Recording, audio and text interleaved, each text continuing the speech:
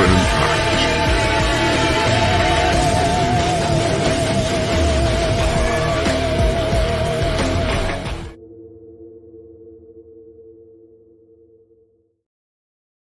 Welcome to another episode of Brace for Impact, covering all things Impact Wrestling, live from No Cell Studios. I'm the Ace of the Tavern, Acefield Retro. And as always, joined by that mullet mania, the Kentucky Waterfall, the 1,000th episode. Colton, what's up, dude? What's going on, man? Damn. What an action-packed week, man. Getting on a little late tonight, running a little long with the 1,000th episode. I like it. I know, we weren't late. So, guys, Impact literally just went off the air. They told us it's going to be an extended episode. And they really jammed so much into two weeks of tapings in that one night in White Plains. So those that were there in attendance last week were raving about the experience there. And we saw why, because there was an energy in White Plains, man. New York brought the noise for Impact Wrestling Celebration. Yeah, absolutely, man. Super lively crowd. I mean, I can't imagine how long this taping was. They split it up between two shows. We were probably looking at like four and a half hours. So, and that being the night after, the Victory Road. So damn, like way to go, White Plains, to continue to show up and show out. Yeah. And I think I stumbled upon some of the spoilers earlier in the day, and some of the show, as we talked about with some of the Impact tapings in bulk, they do it out of order. So you could tell that some of this show was definitely out of order. Even the opening segment that we'll get to, this was smack dab in the middle of the card. And I think some of the show was awkwardly cut. We'll talk about it as we get through some of it, but I thought they did a good job of balancing the nostalgia acts, the feel-good moments of Impact through 19 years of production on TV, and also highlighting what is their really great roster. And I know it's recency bias or whatever, but this stacked roster was really highlighted, peppered in with a lot of the nostalgia and feel-good moments of the legends. Yeah, absolutely, man. All right, so let's get into the inside, talk about the news. We have a lot of things to cover here. So let's start with our news segment called The Insight. The Insight.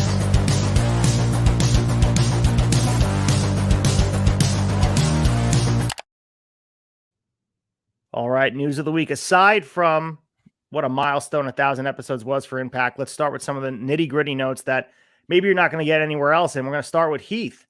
And according to Fightful Select, a report came out that he could be a free agent soon. And we know him as the former Heath Slater. If you're not familiar with his Impact work, maybe his contract will not be renewed, but it's set to expire in October. He's set to enter free agency as a new deal has yet to be reached. So he was with WWE for 14 years, Colton. Do you think we see a reunion, or is Impact where he's going to be staying? I don't know, man. I've been pretty happy with Heath and Impact, and I think Heath's been pretty happy at Impact, at least it seems so.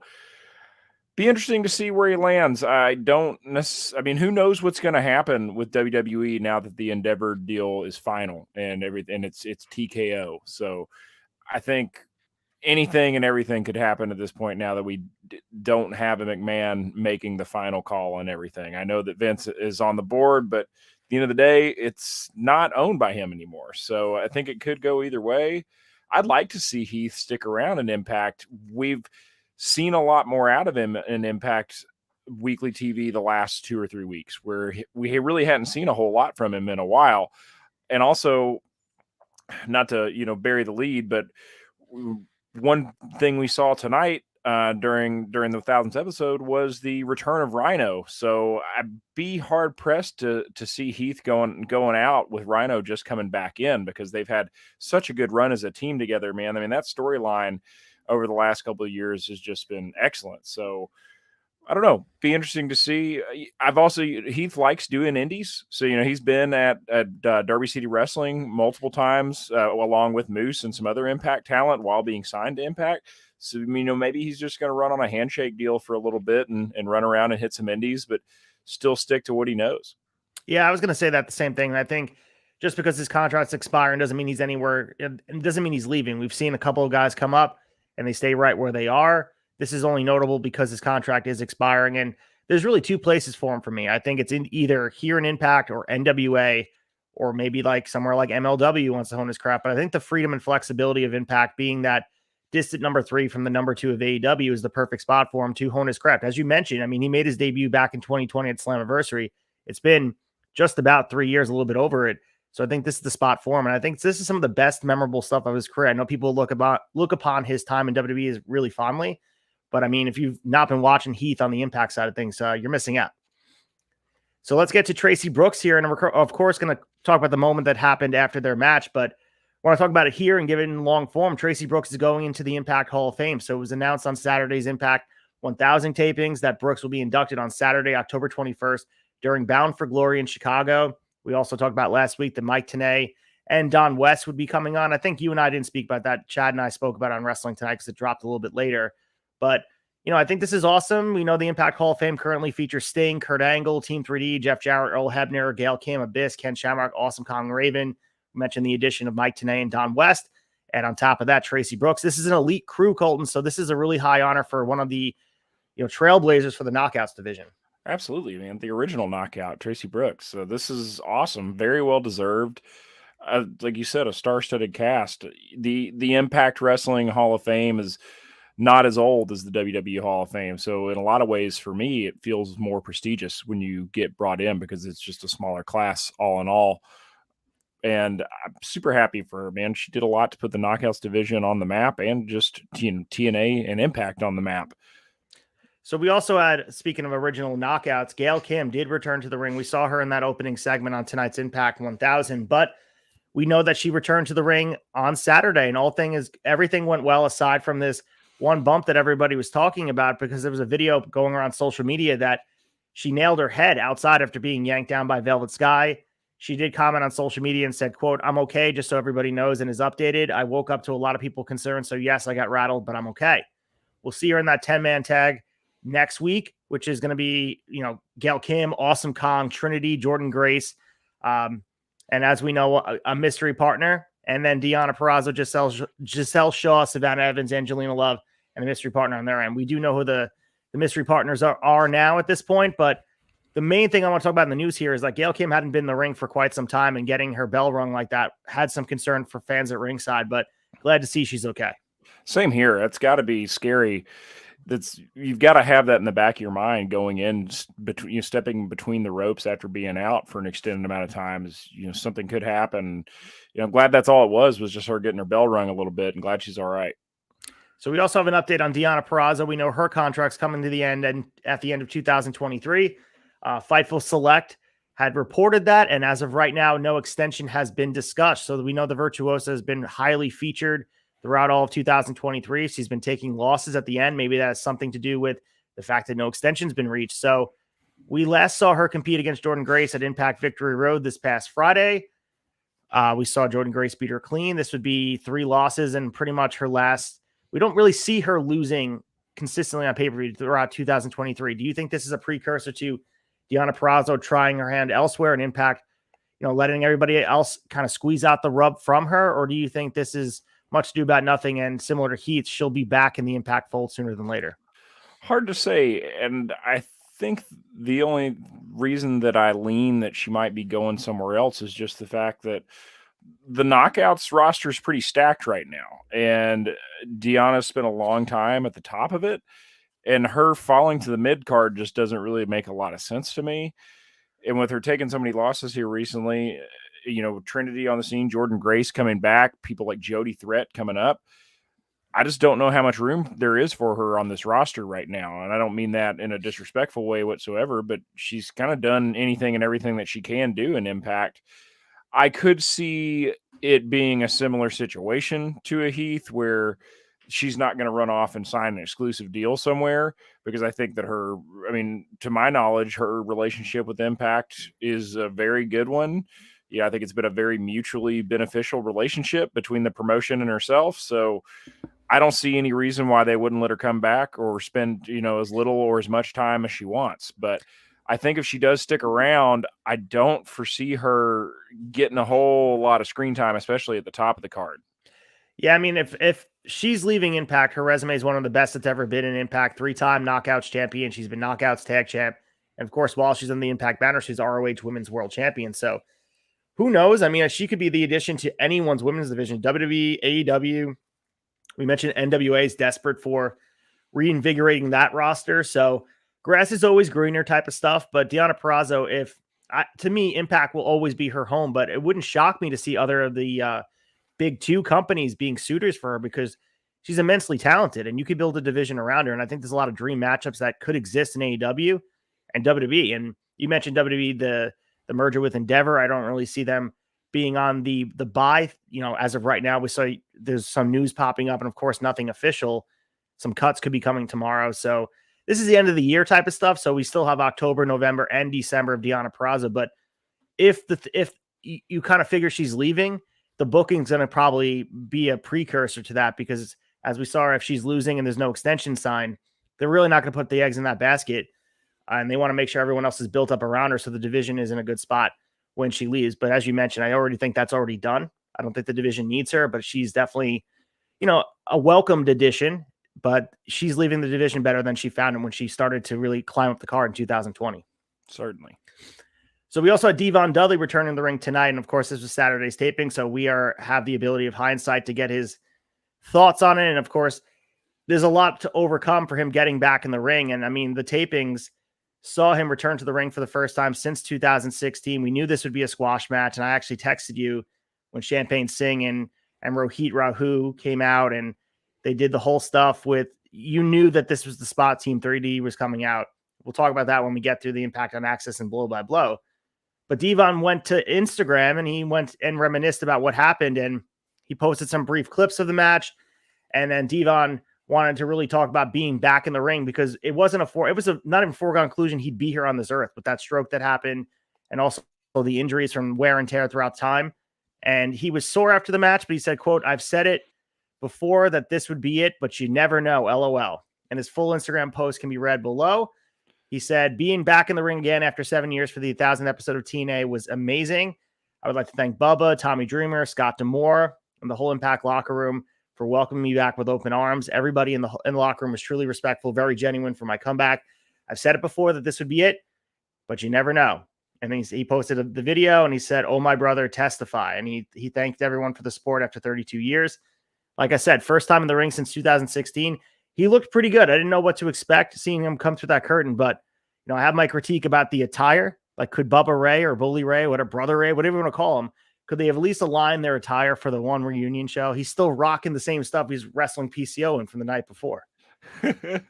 Yeah, I don't know if Brother Ray's got any other gear at this point. I haven't seen him wear anything else in the last 4 years. So, but it was, I was happy to see. You don't got camo in the closet somewhere? Yeah, I mean, I'm sure, but now that they've got that Legends deal signed up, bud, they probably can't wear that shit. That's probably locked up for the Mattel deal. So for the Target exclusive Legends figure that they've inevitably got coming after signing that deal. Super happy, to see Devon coming back, especially like you said, man, after a stroke. I mean, he's lucky to be alive. Nobody ever thought, including him, that he'd be getting between the ropes again. Glad to see him, man. We'll get to it when we get blow by blow, but I was very impressed with his level of maneuverability tonight in the ring. Not to mention, too, spinal fusion surgery in February 2022. He was told he wouldn't be able to wrestle again. He would do more damage to his back, but like every pro wrestler, they're going to defy what doctors say, get back in the ring, and we got to see the Dudley boys hit their spots for really the first time in how many years at this point, since 2016. And, I know this was an episode, and we'll talk about it, that was very nostalgic. And I'm sure a lot of longtime Impact / TNA fans were just in the feels. And that's what these episodes are about. But you really felt the presence of this legendary tag team. We mentioned 32 years in ring action, all the different decades they've spanned and all the titles they've won. To see them here and get welcomed by the audience in White Plains was really cool. And to see Devon get his flowers at this stage, they've had him over and over again. We know them as one of the greatest tag teams of all time, but to see it on this stage was really cool, especially because it shouldn't have happened. You know what I mean? Like, the fact that it actually happened was, I don't know, it's poetic, and seeing them together was awesome. Yeah, pretty incredible stuff. So we also had the PWI Top 500 released today, and where there's going to be a lot of discussion. I'm sure the Raw Down guys were talking about it at length, because we saw the Shield members being 1, 2, and 3. But for us talking about it here, the longtime publication had the top 10, and a familiar name was at number 9, ahead of Cody Rhodes. So Josh Alexander was at number 9. An interesting top 10. We're not going to sit here and break down the top 10, and the fact that Orange Cassidy's number 8, which is awesome to see. The fact that Will Ospreay is not in the top 10, or that MJF is as low as 6 after everything he's accomplished this year. Let's stick with Josh Alexander being number 9. Your thoughts on that? Obviously, you and I know how well deserved it is. He might be an unknown entity to a lot of casual fans because they may see his name pop up. And this is a big deal because they may see it, Google him, and then find Impact and see the work he is and be hooked, because how could you not be hooked to the walking weapon? Right, man. Incredible. He's an incredible in-ring talent. I think Josh Alexander I think 9's a perfect spot for him. I think it's an incredibly fair ranking, and glad to see him break the top 10. I mean, he's, made the list for many years now, but this is seeing him ahead of Cody Rhodes, and no disrespect to Cody. I'm a huge Cody fan, but Alexander's a better in-ring worker by a long shot. It's nice to see the walking weapon get his due here. And also, too, you got to remember, Josh Alexander missed significant time in 2023. So I'm not sure how much PW Illustrated takes into account injury or impact, whatever it is. You got to imagine he might have been higher if he stayed around the whole year, because we just saw him come back at the end of 2023, having to vacate the title with the tricep tear. This is awesome to see. I was shocked to see him at number 9, especially ahead of the name that some of the names he was ahead of was remarkable to me. And there were a lot of surprise on this list, and this list in a lot of ways, to me, it's inflammatory. They want people to react to it in a negative way. I think that's what they put it out there for. It always is a talking point more than a staple for people to abide by. I do look at it as a guide to bring eyes to wrestlers that maybe people don't know. If you go through like the top 200s and all that, there's some familiar faces that, some people may know, some people may not, but you could dispute the top 10. I mean, there's so many great wrestlers in the world today. I'm just glad Josh Alexander is getting his due because it's well-deserved. As I say, this dude is one of the best workers in wrestling, bar none, right now. And if you're not watching what he's doing, I mean, you're missing out. If you're a fan of pro wrestling, not watching Josh Alexander do his damn thing, you're crazy. The Steve Macklin match he had at Victory Road was just beyond words. Yeah, don't cheat yourself. I mean, the guy's just YouTube any of his matches in the last 3 years, and you won't be disappointed. So, of course, there will be, again, more conversation. It felt like last year there was a lot more conversation of the Pro Wrestling Illustrated stuff. I remember Vikingo was on there. There was a lot of conversation because Vikingo had yet to be on the American TV yet. And I think we've been very familiar with Vikingo because his appearances on AEW is with GCW, and he's been making a lot of appearances in the Focal Eye. I don't think there's any names on this list that people are, I think the placement shocks some people, but I don't think any of these names are catching anybody by surprise. Maybe we're too in the know. Maybe Josh Alexander is that name that we're looking at that someone may only watch WWE or AEW and be like, who is that? Is that a hockey player? I have no idea who that is. Right. Yeah. I mean, happy to see it. Yeah. I don't want to get on too much of a tangent, but I mean, I take exception to Roman Reigns being in the top 10 personally, but I'm going to die on that hill every time. All right. But yeah, I mean, we just to give you guys top 10, if you're not going to find it elsewhere, I'll read them out quickly for you guys. Seth Rollins was number 1, Roman Reigns number 2, Jon Moxley number 3, Gunther number 4, Vikingo number 5, MJF number 6, Okada number 7, Orange Cassidy number 8, Josh Alexander, as we said, was number 9, and then Cody Rhodes was number 10. So there's another 490 names to read through. We're not going to do that here, but the list is always fascinating to me. And Gunther being up there number 4 is another big shocker. Vikingo being 5, that's a shocker as well. But conversations to be had elsewhere. I'm sure there'll be debate questions, but the Shield continue to rule the world of wrestling. And Colton's not happy about that. I'm fine with Seth Rollins and Jon Moxley. I get it. Like you said, man, this list is inflammatory. It's supposed to get a rise out of people. Roman Reigns is definitely one of the top guys in wrestling, but to me, the PWI 500, especially the top 10, should come down to work rate. It shouldn't come down to popularity of your storyline. And Roman Reigns' work rate anywhere near the goddamn top 10 of any list of any year. Them's a fighting words. I love it. Love it, Colton. And we'll get you're on the debate all the time, so I'm sure this will be a debate question very soon. But let's get to blow by blow and talk about all the pomp and circumstance that was the first half of the 1000th episode of Impact on AXS. Let's get to it. Blow by blow.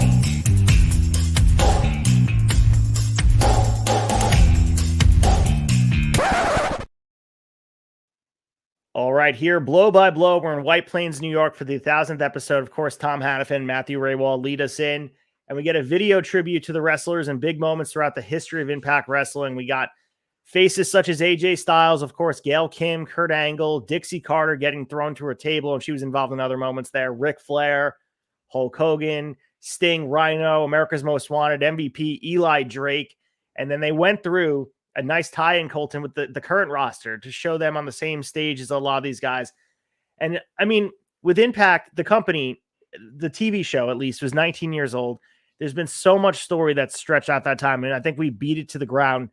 Just really how the company's even here at this stage in 2023 after the lows that were really low. We're now sitting here in a very steady last couple years. I mean, I feel like they've been very, very steady with the leadership and also with just really the work rate and the stories being told on the screen.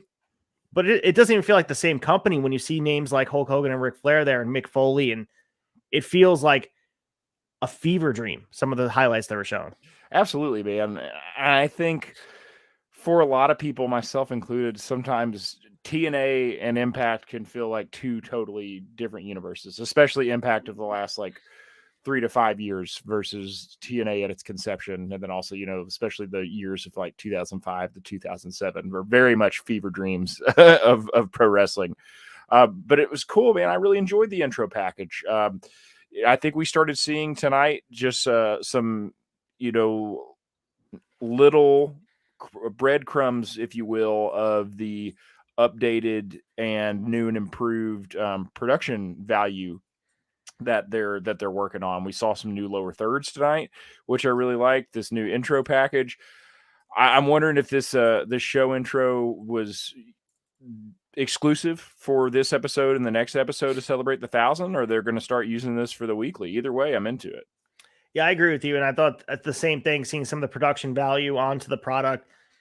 And I think there's not a lot you can do, and no disgrace on what was going on in White Plains, but there's not much pomp and circumstance or lipstick you could put on the arena. It felt smaller, you know what I mean? And I understand that sometimes when you run an arena, it's hard to make it feel bigger than it is. I think some of the Toronto tapings, Chicago at Cicero Stadium felt larger, and maybe it was the way the camera was panning, but this felt like a more intimate environment. That might have been what they were going for, but I thought there was a little bit more shine on the production side of things. And I know it was minor, and I think maybe for the untrained eye, or maybe if they never said that they were retraining what they were doing and trying to reimagine some of the production side of things, we wouldn't even have noticed it. But I think my eye is out for it. So I'm really excited for what that's going to look like come November, December, January, and then February, where they're going to really take the next step and try to have more polish, or the equal amount of polish that AEW and WWE bring on a weekly basis. Yeah, same here. And I mean, I know that the majority, I don't imagine they're going to haul all this new and improved production gear to every single, town that they go to. So I'm excited to see some of the first tapings when we get back to the home stage in Nashville to see what that product looks like. Absolutely. And we open up with Scott D'Amore in the ring, and we have to start with him. It felt so appropriate, and he welcomed everybody to Impact 1,000, got a huge pop, cut his promo, and just noted that the first episode featured him and Team Canada coming through that curtain. And he wanted to let everybody know, first off, that this would be 2 weeks of tapings. We predicted that last week. And also, this was going to be a celebration of Impact as an entity. And I thought this was a really good entryway into this. And you might have had some eyes on this product that you wouldn't have eyes on a weekly basis. Maybe someone who was a lapsed fan from 2011, 2012. They maybe came across it as a wrestling fan, said, hey, I used to watch Total Nonstop Action. Maybe I'll go and check it out this week. This was a nice hug when you walked into the room, where the segment continued to be that, but this was a welcoming face that a lot of TNA Impact fans were familiar with. Absolutely, man. Scott D'Amore looking real sharp in the ring tonight, man. Had that copper suit on. I liked it. It was a nice touch. And nice shoes too. He's rocking some nice shoes to go with it. So like he said, he cuts the promo, and he really wanted to emphasize you can't talk about the Knockouts division without talking about its most influential member. And out comes Gail Kim, looking great, walks out to the ring, and she cuts a promo. She thanks Impact Wrestling for everything and for remembering her. And she introduces a video of the greatest Knockouts moment, which was really well done. And it was dramatic, you know what I mean? But I thought they wanted to put a lot of emphasis on where the division was at and also where it came from. And I think there's a lot to be said about where women's wrestling's come in 20 years, not just through Impact, but across all different promotions. And Impact was a trailblazer. This division was based on wrestling, not about sex appeal or about looks and whatever it needed to be. This was a women's division that was based on wrestling, And that's what women's wrestling became. And they were well ahead of that, well before the women's revolution happened in WWE. And then every other independent was doing that type of, have that mindset. Impact was doing it with the Knockouts division. And you could see some of the grainy footage. I know they were making a joke of it. Angelina Love and Velvet Sky saying it looked like grainy security footage from Walmart or something. Yeah.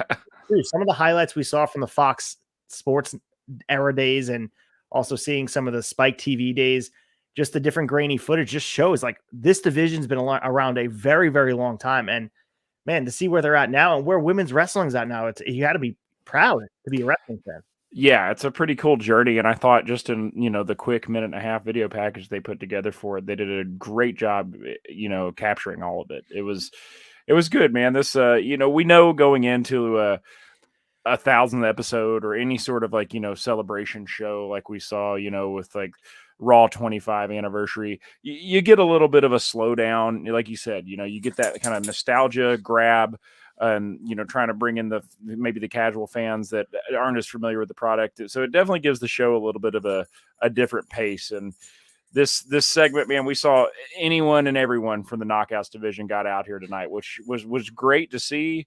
But man, you and I were talking about it off air. We started out with Gail Kim, then we had beautiful people come out. That turned into they welcomed them back. The beautiful people kind of go in on Gail Kim, calling her one of the ugly people, calling her she looks like a before picture from a dermatologist. And then that brings out Giselle Shaw with Savannah Evans and Jay Vidal. Really not sure where that's going.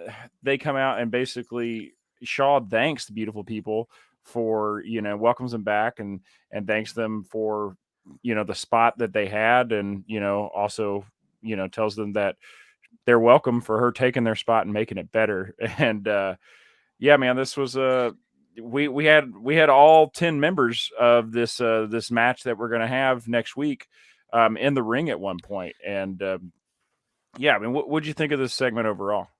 I thought it was too long, honestly, 30 minutes in, and I understand they had to get everybody in, and you wanted to give everybody their flowers. And the pop for Mickie James was awesome. The pop for Awesome Kong was awesome. To see Trinity mixing it up with them, that was cool to see. I thought they tried to fit a lot into a small amount of time, and this probably could have went an hour and a half. That's how much you had to give here with the story being told in the ring. It dragged on, and I think maybe watching it live, it probably didn't drag on as much as we were watching because it didn't open the show in the taping. So this being in the middle, breaking up some of the live action in the ring, it probably resonated a little bit better, and the fans were really excited to see all these familiar faces. I liked, honestly, just seeing the mix of them coming out, Jordan Grace following Giselle Shaw, and then, as you mentioned too, having Trinity meet up with them, and then Deonna Purrazzo, Awesome Kong, and even having Saeed with Awesome Kong was cool too. So it was a nice mix of everything. I understand the spirit of what they're doing, trying to set up that 10-man tag for next week, or in this case, for the later in the night. But it was very, very long. And this felt like an episode to me where it almost, as progression goes of telling story, you almost didn't need to tune in. This was more of a pat on the back, just kind of a standing ovation for them, which is well-deserved. I understand that. But it had me missing during the segment. I'm like, let's get back to where it is week after week, this blow by blow. If you're watching for the first time, maybe this is not for you. But I thought this was what it intended to do was to give a pat on the back for the women's division, which is well-deserved, but maybe it should have been 10 minutes shorter. Exactly. I thought the same thing. Or maybe we even could have tried to split it up between a couple of segments in the night. Did we really need all 10 women in the ring at the same time? It just felt very formulaic and not in a good way to me. It was like, all right, basically entrance music, trot down the ramp, get a one-liner in. All right, next person comes in, gives a retort. I will say I did not have Tasha Steelz on my bingo card, and I was really glad to see her. Super excited she's going to be a part of this 10-woman tag match. And even though we knew Mickie James was coming, I popped super hard for Hardcore Country when it hit, man. That song it's so bad. I love it so much. It's so Sneed doing the car country, like the car commercial. Come on down to Big Country Ford. It's so that, but they knew the pop she was going to get because they panned out to the top of the arena and everybody stood up. And well, again, everybody that got their flowers during this segment, well-deserved. I like your idea better, where if they would have spread it out over the course of 3 different segments, where they I don't know, were in the back. I don't know what they could have done. It's just 30 minutes in the ring with formulaic. It just took away from everybody's entrance because Awesome Kong almost deserved to be out there by herself. Same thing with Mickey James. Same thing with Tasha Steelz. It almost the whole was, I guess, took away from the single parts, and some of these single parts deserve to be emphasized. And maybe they'll get their flowers in this 10-man tag. They'll hit their spots and get their entrances again. But I don't know. Yeah, opening the show with it was not my cup of tea, in my opinion. Same here. Then we get this segment backstage. America's Most Wanted and Eric Young talking about the 1000th episode in the back. Santino Marella got in their face, interrupted. And then we got Shark Boy appearing. He dropped his beer and he entered. So they were trying to do the glass breaking. That is, obviously pun intended with the glass. Santino asked Shark to become the deputy director of authority. So does this mean Shark Boy is going to be in our TV on a weekly basis, or is this going to be a 2-week thing here, Colton? I do like Shark Boy, I have to say. I like Shark Boy too, and I really like Shark Boy in this iteration as the deputy director of authority. I think him and Santino are a nice pair. I'm betting on this is 2 weeks, 3 weeks tops. Yeah, I can totally see that. And also seeing Shark Boy on the screen, this is the TNA I remember. Like, this is what I would tune in on an inconsistent basis. He was a cult figure of that Impact Zone, and people pop for him. And again, well-deserved. And this is the type of stuff you get on these shows like the Raw reunions. This is seeing Sergeant Slaughter and Duke the Dumpster Droese and that kind of stuff. If you're a consistent watcher of the product, inevitably you pop for this because this is a familiar face from 10, 15 years ago. So, I think this was a cool segment. This is the way to get him on the screen because obviously you want to give the in-ring time to the in-ring talent that's happening today. You don't want him in a match because that would be a little bit too much. But having him involved with Santino Marella, it's going to be comedy gold. You have to know that. Oh, absolutely, man. I'm looking forward to it. If it's just for one more week, great. If it's for longer down the line, I'm 100% in as well. So the first time since 2018, we have this Feast or Fired match, a match that started back in 2007. I know this is the first time you've ever watched it. 4 briefcases hung on a pole. 3 cases contain title shots. 1 contains a paper that says they are fired. Colton, your initial thoughts on this match concept? Is this Wrestle Crap or a Wrestle Dream for you? This is Wrestle Dream for me, brother. I'm a sucker for a gimmick match, especially one that's pretty unique. I mean, I've heard of this concept, but I've never watched one before. And man, I absolutely loved it. It's so much better than a battle royal as a way to get a lot of guys on the card. It's the 1000th episode. You want everybody, as many guys on the roster as you can to get on the card and get a payday, especially, traveling with, out of town. You want everybody to be able to get their shit in. But I really enjoyed this match. I thought it told a good story all around, so we had Chris Bay, Crazy Steve, Yuya Uemura, and Moose all securing a briefcase. I loved the way that Crazy Steve got his. Crazy Steve had a thumb in each eye on 2 different competitors at one point, got it. And then, you wonder, how is he going to make it out of the ring and both feet hit the floor with this briefcase? He pulls a fork out of his boot, stabs Brian Myers in the abdomen. Like, he sold it really well, man. It was a brutal jab.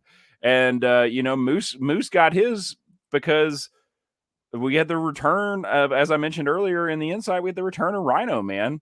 Rhino coming in with a gore, and the briefcase flying into the crowd or to the floor, and Moose picking it up. My only critique of this is I wish we would have gotten the revelation of the results of the briefcases directly afterwards. I mean, I understand that with it being the 1000th episode that we're splitting things up and we're going to split it into 2 weeks, but man, yeah, I really would have liked to see, because I've got theories, brother. I got theories on who the pink slip is, so I would have liked to see that tonight, but I don't know. I like this. I like it a lot. I don't think it's something we necessarily need to see very often, maybe just once a year, but I really enjoyed it. So we do know that inside one of the briefcases is an Impact World title shot, an X Division shot, and also a World Tag Team Championship shot. And then we know that one of them is a pink slip.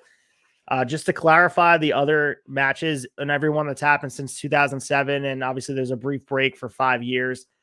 They usually reveal it on the next Impact. I wonder if they're going to be doing this on still in the same tapings. Maybe they'll show it, but they are revealed in the segment on the later Impact historically. But maybe they wait until not this Thursday, but next Thursday, since it was all taped in bulk.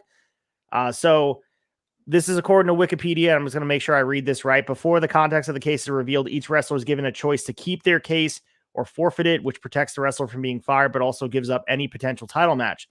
Once the wrestler wins a briefcase, it may be, and also has been historically, defended in matches similar to the way championships are. We see the G1 Climax title shot be defended, so it's not new. We see the Money in the Bank contract be defended.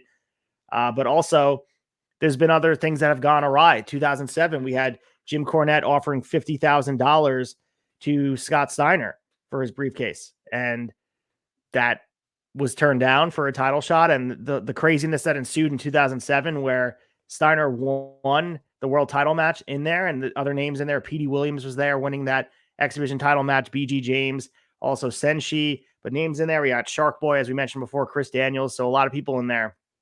Following the match on December 13th, the week following Turning Point, James and Daniels following the match, Jim Cornette offered him $50,000 for his briefcase, which he refused. Steiner then switched briefcases with Williams, stating afterwards he would get the original briefcase back next week. Steiner defeated to win both briefcases. So things can be chaotic with these things. It could extend stories over the course of many, many weeks. Will that happen here? Because I feel like this was more of a nostalgia piece where they were bringing back a match concept that some fans were familiar with. Glad they didn't bring back the reverse battle royal. I give them some creativity points for it. I think Feast or Fired is something that is fun. Like you said, a battle royal sucks. So this is kind of cool that it has a lot of stakes. People are critical of this. This is considered one of those stipulations that's infamous for a reason.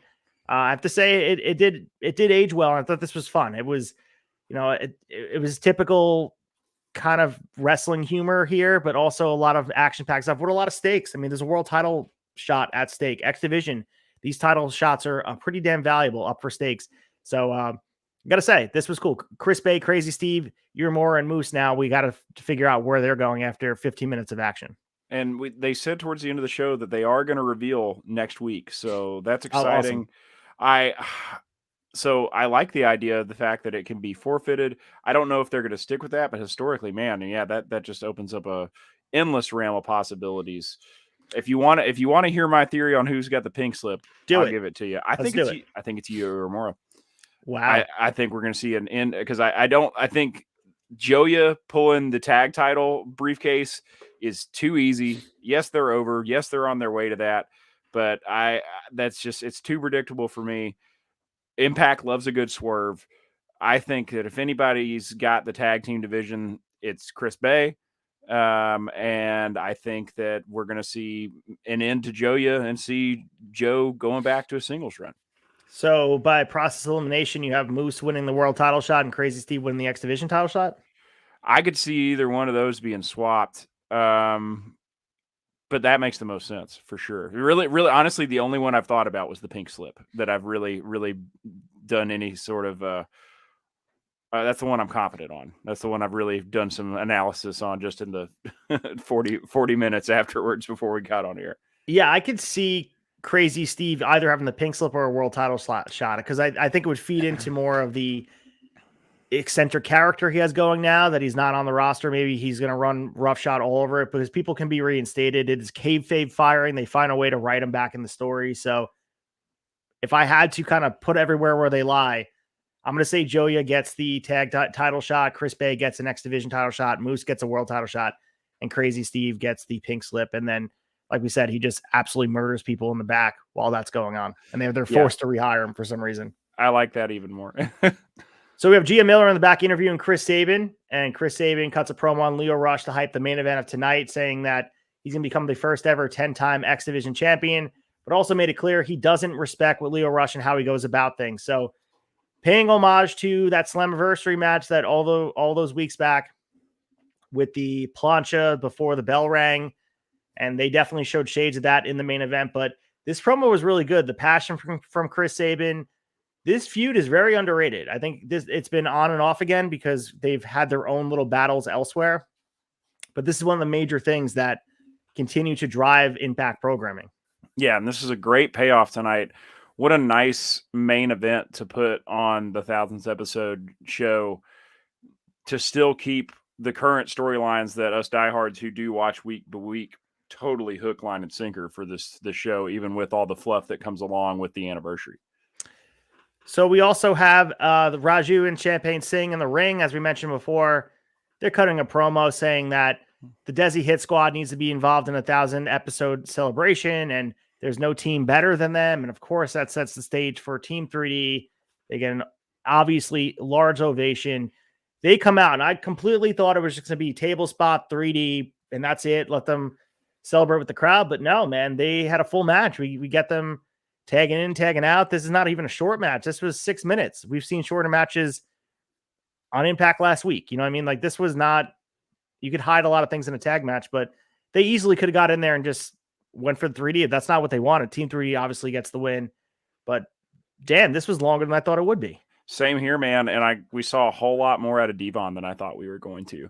I mean, I was very impressed. For 7 years of not being in the ring, and like you mentioned earlier, spinal fusion surgery, recovering from a stroke in the last year, I thought dude looked great. Especially, you know, everybody's going to have a little rust on them coming in 7 years, you know, outside of the ring, regardless of any other health issues or anything like that. But man, I thought I mean, 6 minutes, man, he didn't seem too blown up by any means. He looked great. He got his shit in.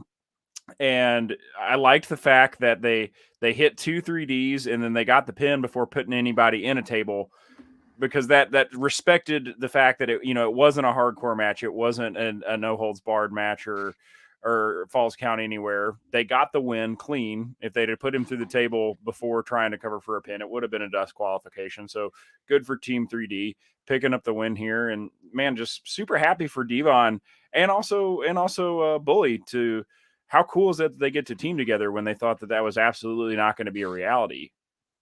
Yeah, I mean, I just think too, in that moment, all the things they've been through, all the roads and hotel rooms and car rides that those two have been around, and 32 years later, they're sitting in a ring, being, in a match like that. It's just got to be wild. The journey that wrestling took them on. That's what I was thinking about with your brother in the ring.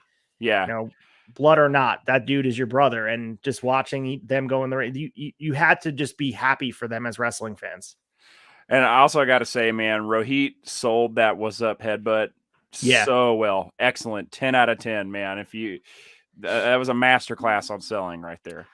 Yeah, and that's the best thing, because those two dudes, like, obviously they need a little bit of help to look a certain way. And Bully Ray, listen, man, the dude's in the best shape of his life right now, and we understand that they signed the Legend deal. I hope it's not the end of Bully Ray on the Impact roster, because I think he has a lot more to give actively. But again, it's his choice. He's doing the Busted Open radio show, and if he wants to do the Legends thing and just make money for the memorabilia stuff, that's on him. But I love what he's been doing in the ring, especially with the PCO stuff. It's not hurting the roster at all. So my one critique I mentioned before in the opening monologue, can we just get these dudes matching shirts? Like, Impact couldn't splurge for like a Team 3D shirt that they just wear. He's wearing the Hell's Kitchen jersey that he wears all the time. I'm sorry, but like, wrestling attire is so important to me. And when you look back at moments like this, and I even rant about this in sports too, like the fact that the Cubs won the World Series in 2016 after 100 plus years wearing a blue batting practice jersey drives me absolutely batty. And also you got the Cleveland Cavaliers wearing a t-shirt jersey and winning a championship drives me insane.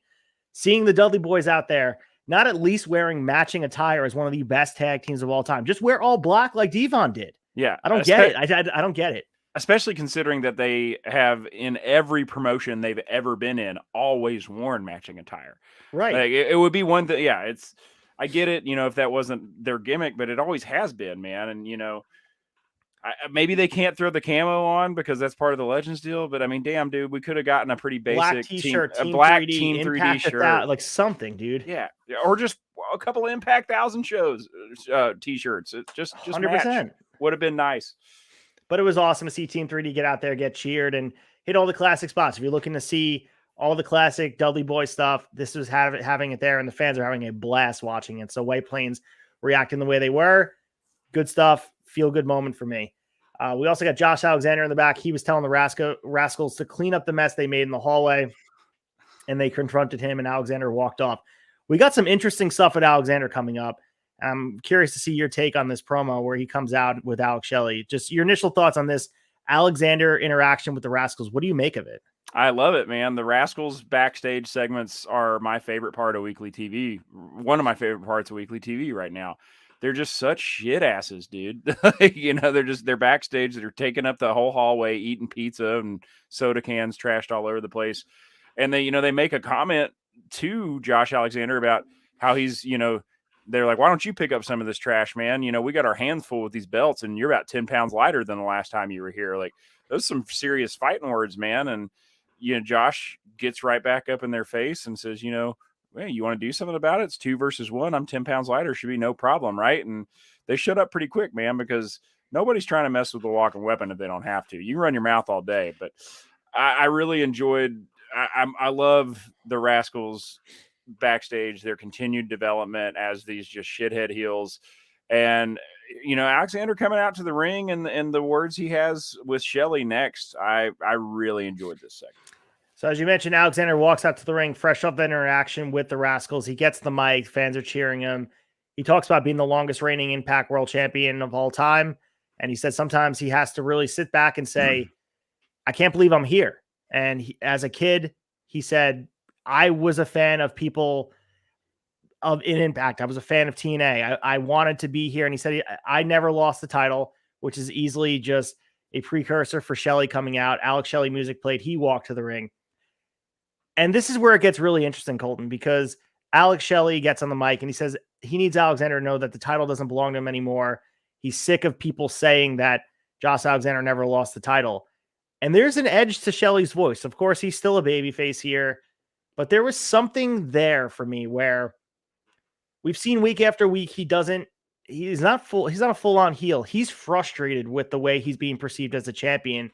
And he wants this match with Alexander to prove once and for all he is this undisputed Impact champion. And he tries to make the argument that he's a different person than when we go all the way in the beginning of Alexander's first, run with the title. He did beat Shelley, and they did reference it, but I thought that was really awesome to see them do. I think we're on a collision course right now for Bound for Glory. It's going to be Shelley versus Alexander, where I thought maybe it would have been SABIN versus Shelley, but maybe they're saving that. But this has a lot of meat on it where there was an electricity between the two of these guys. Well, we've also got a fair amount of time, man, between now and Bound for Glory. So we could still get a SABIN versus Shelley on weekly TV, defense. That could still absolutely happen in between. I don't know if they'll rush it because I think I don't know if they'll pull the trigger on it at this point because there's a lot of meat on the bone here, I think, especially after what we saw tonight with this exchange between Josh Alexander and Alex Shelley. I think you're right, though, man. Shelley had a little bit of he's been frustrated for weeks. He's been frustrated since Josh Alexander got back. But he showed some shades of some heel shades tonight, especially, with some of the things that he said to Alexander, commenting, basically saying, hey, man, you're welcome that I put in the hard work so you could have a place to work, make your house payment, have a 401k and also send your kid to private school,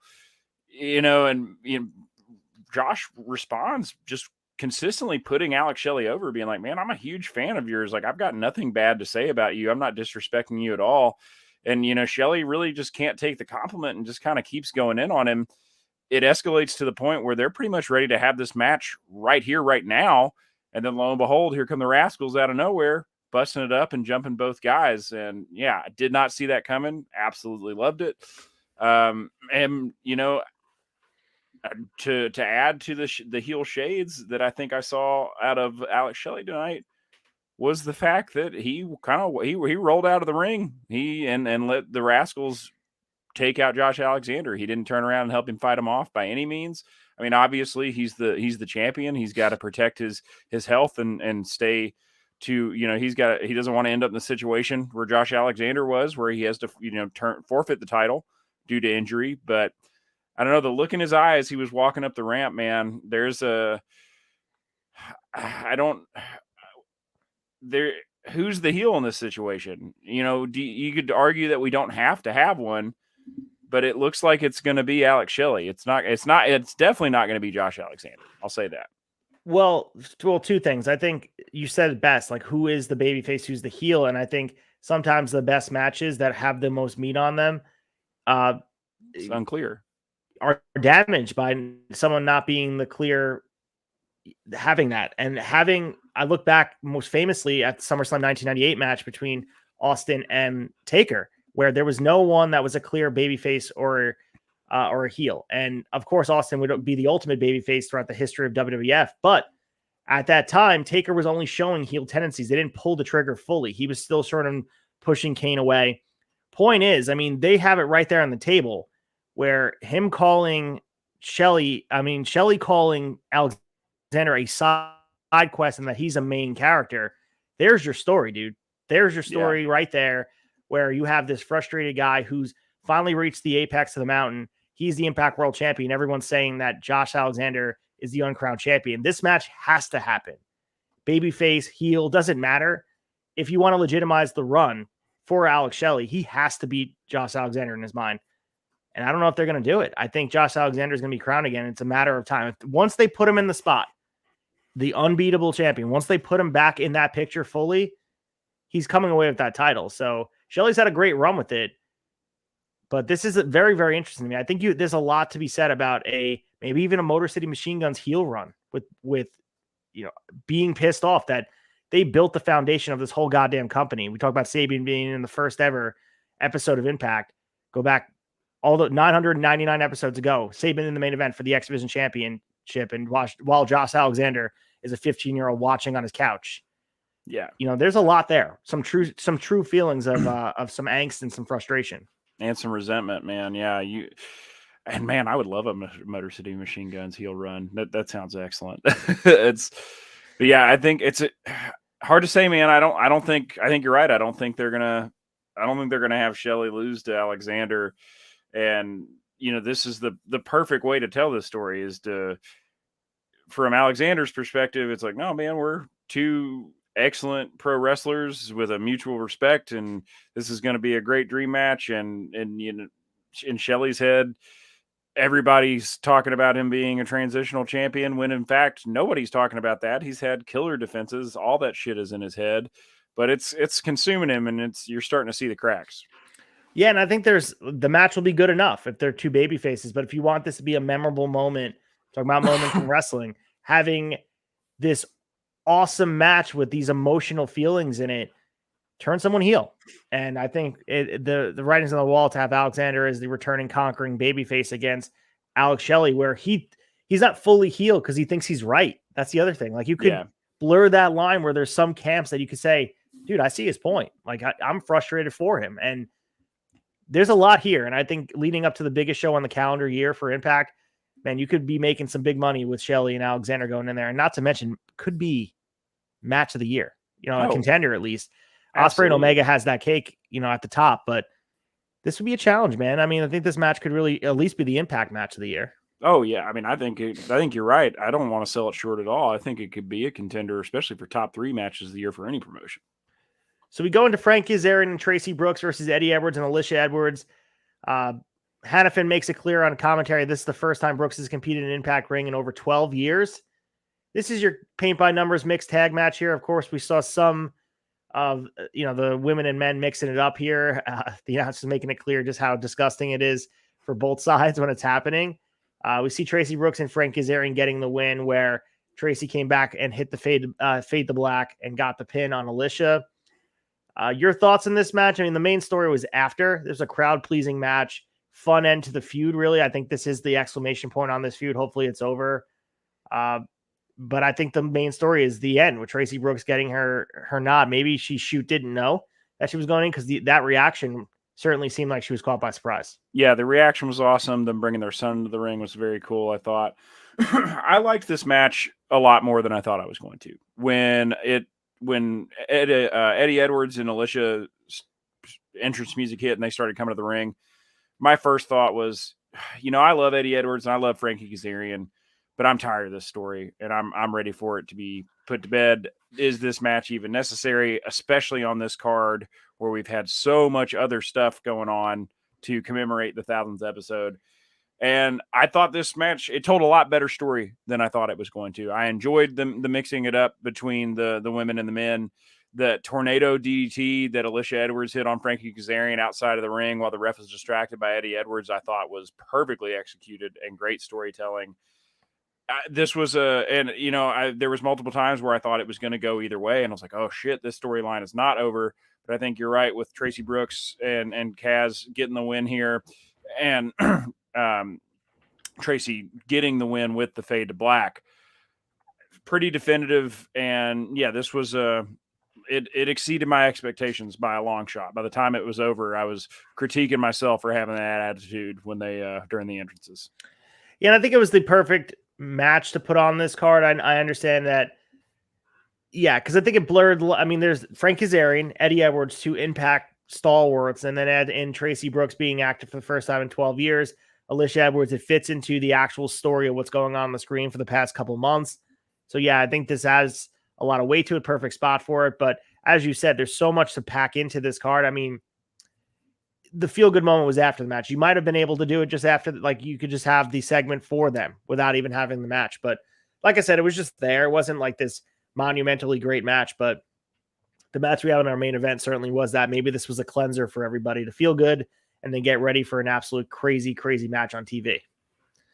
So we have the Dreamer promo. Your thoughts on this? He cuts the promo holding the Digital Media Championship. Emotional about it. Says he wants a belt extender, that he needs one for the Digital Media Championship. I love that. I thought this was great, man. I'm happy to see Dreamer get a hold of this belt. We talked about, excuse me, whether we thought, this was the hardest match on the Victory Road card to call. I think it was for both of us because we could have seen it going either way. Happy to see Dreamer get that belt.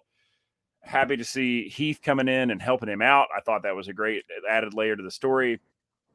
Yeah, man, I like the promo, and I love that Tommy Dreamer's he's not afraid to poke fun at himself, man. He's right. Aware that in his older age, his physique's a little different than it was in his prime. And I think there's something to be said, there's difference between poking fun at yourself and like self-deprecating humor. And I think that he's absolutely just poking, just having a little fun and keeping it light. And I thought that was a nice nod to Santino as well. So happy to see Dreamer with that belt, man, and happy to know we're going to get to see a little bit more in ring of Tommy Dreamer. I love Tommy Dreamer. I've been a huge fan for his entire career.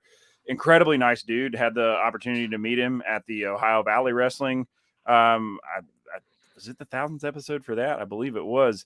That was a few years back. Super nice guy and absolutely, legend in the business from in-ring to backstage. I mean, the guy's given a lot to the wrestling business, and I'm glad to see him get some gold. I'm also happy he was on this, like, even though it was quick, to see it here. Following Victory Road, seeing him with the title. I wanted to see it, especially with all the stakes where he was going to have to retire after it. It was nice to have it sandwiched before the main event. This was cool to see, and the title looks good on him. And we're going to get, even if it's for a couple of weeks holding it, why not? This is a lot of fun, has a lot of legs to it.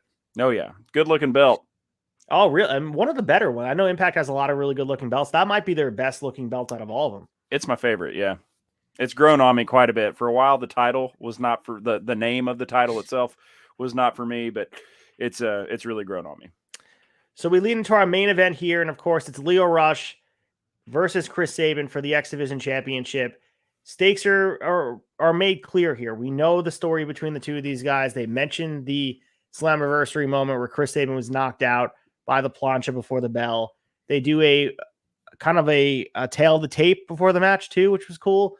The promos that they cut prior, Lio Rush cuts a promo talking about, Sabin and everything that happened. He's not worried about Sabin at all because of what happened at Slammiversary.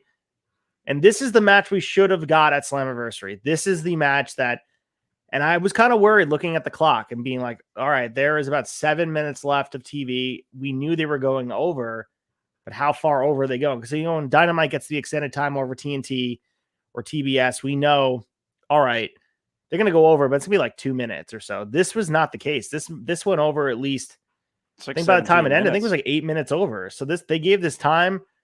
I don't know the exact amount of time, but this was double-digit minutes, and they let this match breathe. There were some awesome near falls, moments where you thought Lio was going to retain.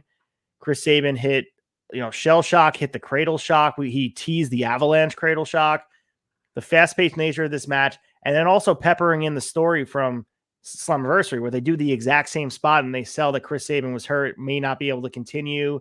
Lio Rush playing with his food a little bit here, not wanting him to be counted out. Awesome, awesome match. Chris Sabin is victorious for his 10th record-setting X Division championship. Man, what else can you say? This is the perfect way to end the show, end in the 1,000th episode with Chris Sabin on top, holding that X Division championship with the Impact roster on holding him on their shoulders. This was absolutely epic. And Lio Rush, give that dude his flowers as well. He's unbelievable in the ring. Absolutely, man. You hit the nail on the head when you said this was the match that we deserved at Slammiversary. I would watch these guys wrestle each other one-on-one every day of the week. This was an incredible main event.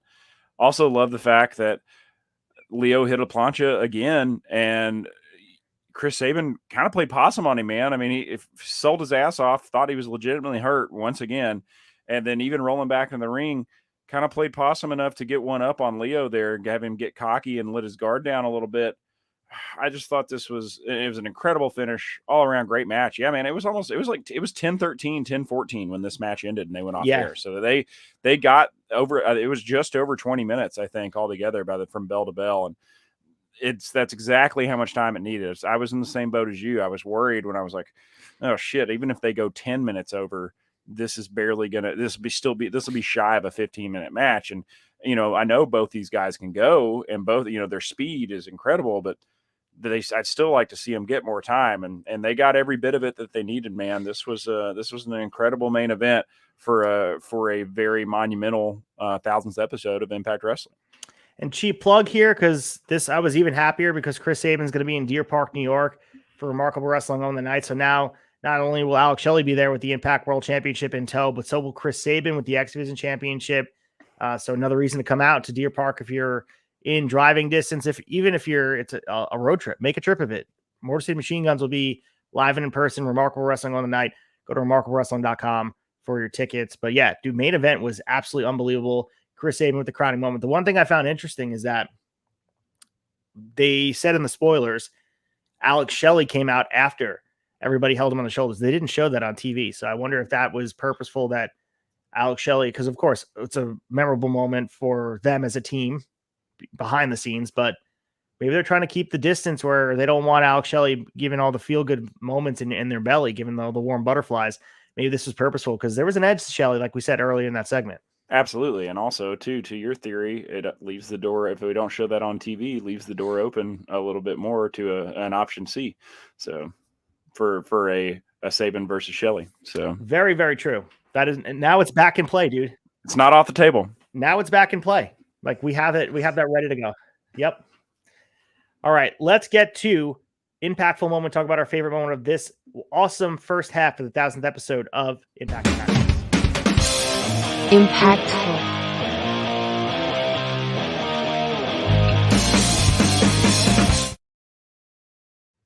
All right, so Colton, we had a lot of stuff to break down. Of course, next week we have a lot more to break down from that same tapings in White Plains. But your takeaway from this episode, match of the week, segment of the week, what did you say was the best moment of the first half of the 1,000th episode of Impact on AXS? Man, I feel like it's no contest. It's got to be that main event. It's got to be Chris Sabin versus Lio Rush. That's a contender for top 5 matches of the year in my book so far, man. It was absolutely incredible. Completely agree with you. It's hard to go with anything else, especially we get a pay-per-view quality match on a weekly TV show. It's not often. AEW does it for us, but WWE is very rare. We got the Gunther Gable match that was probably on par with this match as far as moment and prestige and work rate. But this match here you're waiting for something to happen. You know what I mean? When you're watching it, we're so trained as wrestling fans to be disenchanted and kind of suspicious when they're offering a match like this on free TV. We know it's 1,000 episodes, so they're going to go all out to make you feel a certain type of way and pay you off for being a fan for all these episodes. But you can't help but feel like it was going to be cut short for some reason or set the stage for something bigger where they're going to try to get your money. But no, Impact gave you the feel-good ending of all endings. And I understand this was like middle of the card for the taping, so it's not like the fans went home like off this moment, but turning the TV off and coming on here, and a lot of fans that aren't podcasting turn the TV off happy to see that. And that is kind of what you want here. for an Impact 1000, you want fans to go home happy and feel like, all right, the future of the company is in good hands, but the present and the past are still being represented. Absolutely, man. And I don't think we sold well enough how good of a grudge match this was, given how things played out at Slammiversary and just the general shit that Lio Rush has been talking on Chris Sabin. He's not been putting much respect on Sabin's name by any means since he got here. So really nice to see Sabin get that title back, get a really definitive win. And, you know, I don't think it's hurt Lio at all by any means. I think he's still he's still top of the card for me on the Impact roster going forward. I'm interested to see what they do with him next. No, I mean, he kicked out of some big moves here. Of course, he fought tooth and nail, and he'll always have that squash match victory over Sabin at Slammiversary, always, to put in the feather in his cap that nobody else has beaten Sabin that level. Nobody. So I don't know if this is over. I mean, this version of this feud might be over, but this was one of those matches that you're going to look back very fondly at, that hopefully at episode 2000, they're going to look at this and be like, this was a match that was one of the better matches in Impact history, bar none. Yeah, 100%. So, what is next for Sabin and Lio Rush? Like, do you see Sabin like cashing in option C? Like, what is, because October 21st is Bound for Glory. Like, where do we see Sabin going and Lio going? Man, as much as I would like to see Sabin cash in option C and get a Shelley versus Sabin, just the timing of it makes me, because I mean, we are at this point, we are just over a month away. We are 1, 2, 3, 4, 5. We are 5 weeks away from Bound for Glory weekend. So I don't know. Next week will be very telling. I think if they are going to pull the trigger on an option C and have a friendly fire match of Sabin versus Shelley, it's got to happen next week. I don't think we can wait any longer than that, because if you wait any longer than that, you're going to be eating into time of continuing to build the inevitable, which is going to be Bound for Glory. I mean, that's the thing, is I don't even know if they'll pull the trigger on it at this point, because you know it's going to be Shelley versus Alexander at Bound for Glory. There's no way that Sabin's going to win and it's going to be Sabin versus Shelley, or Sabin versus Alexander. The story's just not there. Right. So I will be interested to see. I think next week will be very telling on where Sabin goes. I think Leo's going to get a rematch 100%. Impact is very big on contractually obligated rematches. And it's the rubber match. Like, I mean, they've each have 1-1 now. So maybe Bound for Glory is the rubber match between the both of them. And I'd love to see it on pay-per-view now, because like we had this match, we had the Slammiversary match, everyone circled as, all right, pay-per-view quality, throw both these guys in the ring, two of the best workers, bar none today, going at it.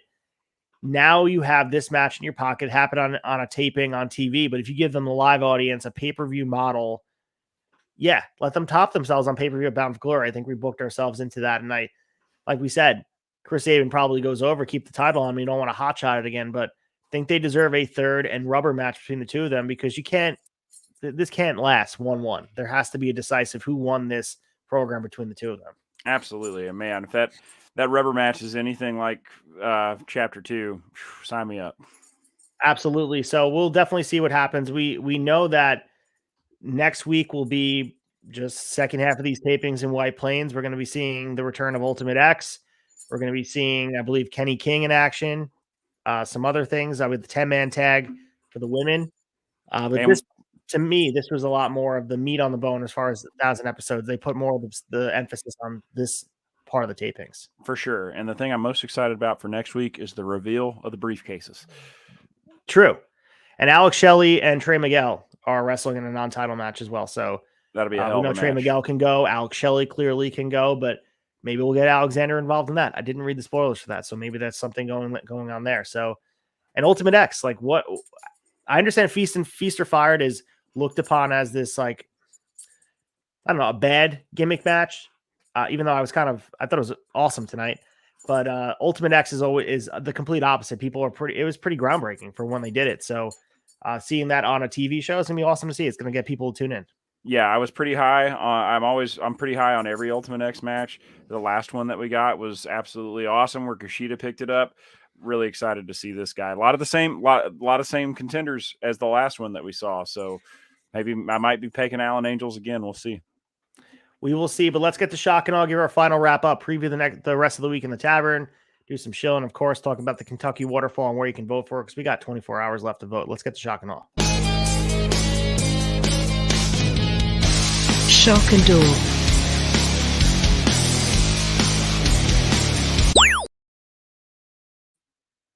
All right, shock and awe. Next week's show will be 9/21 for the weekly TV show on Impact, the second half of the 1000th episode.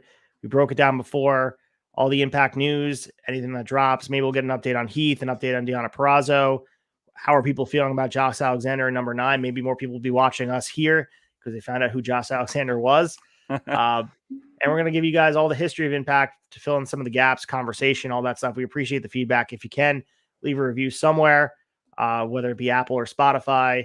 If you do that, screenshot it, send it to myself, send it to Colton, send it to Chad, send it to anybody, and we'll send you some stickers because that goes a really, really long way. So before we get into more shilling for the tavern, I know that the clock is ticking for that Kentucky waterfall. I voted probably, as many times as my IP address would allow it. I've told everyone in my work office to do it. I told family members to do it. We need that trophy coming home for @Mullet.mania, but give some people some shilling and do your political campaigning about it. Absolutely. And thank you so much, brother, for doing all that. I really appreciate it. The outpouring of support among my friends of friends, Pod Foundation fam. I got to send a huge thank you out to J-Bone at Coming Down the Aisle, and also Chick Foley Show. Thank you guys so much for sharing that on your platform.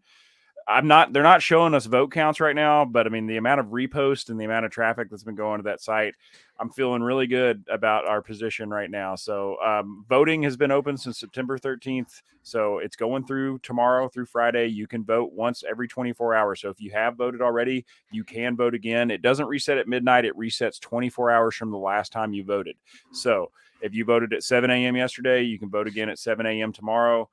If you need to find the link, mullet.mania right there on Instagram. That's my handle. The link is in my bio, and it's also in every story that I have posted or reposted in the last 48 hours. So please, it just takes 2 seconds to go on there and vote. There's a description about my story about my mullet. You don't have to read any of that shit. Just go on there and hit the vote button. It's a great story, though. You guys should read it. It is a good story. Get on there, smash that vote button. So this is for the top 75.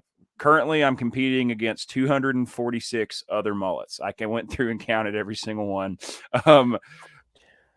Yeah, so we're at so this gets us to the top 75. And if we make it to the top 75, we get a week break, and then voting starts all over. They do not take into account the amount of vote tallies you got previously, and the top 75 will be competing for the top 25. And some of the top 25 spots are already locked in on some outside scouts and some in-person competitions they had throughout the year at state fairs. So please, mulletchampusa.com. You can go there and view all the mullets, but you don't need to be doing that, man. Just go to mullet.mania on Instagram, hit the link in my bio, vote for it, and help us bring home this trophy. Help me get a shot at winning $10,000, man. So I'd like to give my hairdresser a nice tip, and heck, that's a nice little chunk of change, man. I might even be able to quit my day job for a little while and and figure something else out. Spend a little bit more time watching wrestling and talk about it with all my friends here at the tavern. Absolutely. And we want to see that trophy right behind you on that shelf. We'll move over some of those some figures over there, the Mattels, pop them over a little bit. Oh yeah, we can make room. Hell yeah, dude. So continue to support Colton. We want to make sure that, because if he wins, we all win.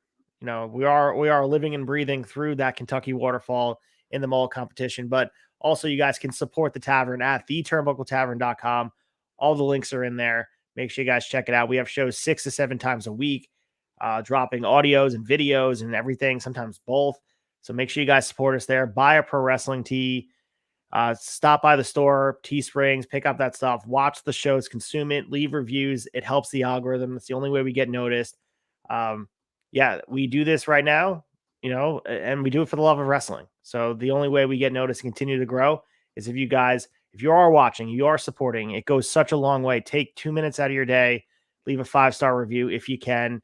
And if you do, like you said, I'll send stickers for free. Just give me your address and, send me a screenshot. Give me your address. I'll send them to you. I have a whole bunch of stickers, tavern stickers, Acefield retro stickers. I have, countless amount of stuff to give you guys for free. And if you guys see me in person, also ask me for some stickers. We want to stick them everywhere.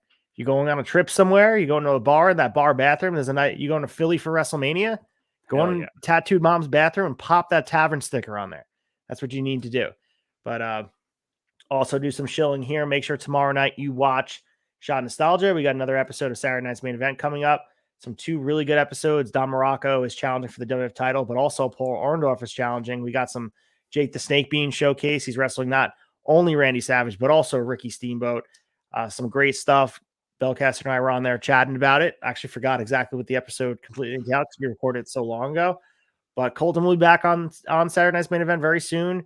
That was episode 5 of 18. So it will be there soon. There's been conversations of what season 6 might be a hiatus where we're just going to be releasing the WCW season on audio, because that's been the biggest thing people keep asking me, because some people just refuse to listen to podcasts on YouTube, and some of them want to listen to WCW 1996. And I want to release them, but it's like hard to release them in bulk on the tavern and mess up the schedule. So it might be a 30-week hiatus where we're not releasing new content. It'll be first time listener for some people. So still thinking about it. There's some other really awesome topics to think about. Impact, of course, but there's been conversations about NXT takeovers. There's been conversations about the Cruiserweight Classic. It has my brain churning, but then I'm also just like, I want WCW to live there in audio as well. And we got to figure out a way to do it. So, Oh yeah. Plus you message me about WCW 1996. I am listening. We dropped that 96 season. That gives us plenty of time to scheme on the next 3 or 4 too. Absolutely. I think it has to live in audio. Absolutely. Because I think a lot of people, like we said, don't listen to YouTube. There's some people that just only consume their podcasts and listen to them in the car while they're driving. And obviously YouTube shuts down unless you have the premium version, shuts down when you swipe it up. So audio is where it's at. But anyway, that's enough about that. We also have Saturday, Own the Night, Remarkable Wrestling. Come check it out. I'll be the ring announcer. Like we said, Chris Sabin's there. He has the newly shined up X Division champion for the 10th time. Also, Alex Shelley will be there. Kevin Blackwood, Matt Tremont. Some great action going on in Deer Park, New York. See me, come say hi. Please support independent wrestling. And if you are a local independent wrestler looking to learn the trade, Motor City Machine Guns are doing a training seminar happening in Wisconsin at the Remarkable Wrestling School. Chris Sabin and Alex Shelley will be in person doing something before the show. If you want more information, go to remarkablewrestling.com or go at remarkable_wrestling on Instagram. You guys can get all the information. I believe it's the pricing's on there. It was $85 in advance. I believe $100 day of for the training session. It's when else are you going to be able to be in the ring with these guys learning from the best?